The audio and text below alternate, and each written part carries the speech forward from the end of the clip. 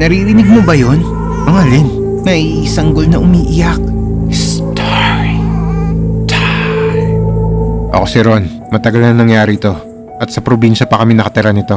Gabi nun at naghahanap kami ng kapatid ko ng dahon ng lagnob. Ito yung tinatapal sa likod kapag may nararamdaman ka na may masakit sa katawan mo. Nakaugalian na kasi namin yung ganitong pamamaraan, lalo na yung mga magulang namin.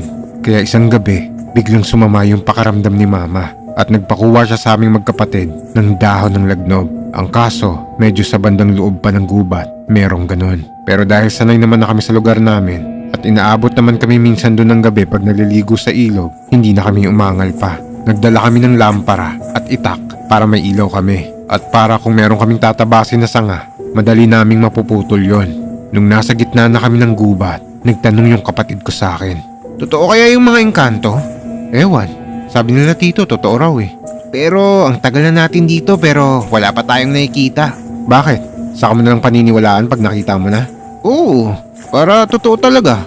"Bahala ka, ikaw din." Nung makarating na kami doon sa puno ng lagnob at kumukuha na kami ng dahon, bigla kaming may narinig na kung ano. Eka kuya, naririnig mo ba yun?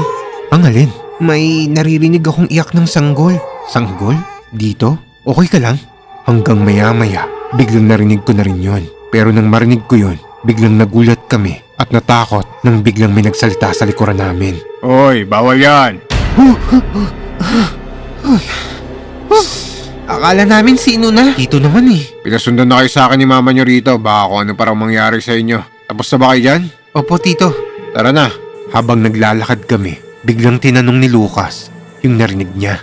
Tito, narinig niyo ba yung iyak ng sanggol kanina? Hindi. Bakit? Teka, nagbiro ba kayo ng kahit ano? Wala. Mabuti naman. Kasi ang paniniwala dito sa atin, mga engkanto raw yon. Kapag nakarinig ka ng iyak sa kagubatan at wala namang malapit na bahay, may pinapanganak raw na engkanto pag ganon.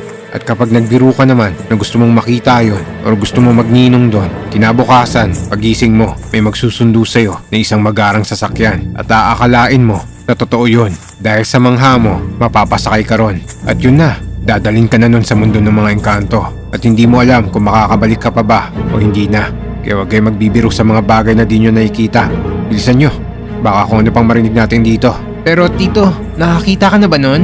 Oo, pero binabaliwala ko lang yon. Bakit? Ganyan ba yung itsura nun? Shh!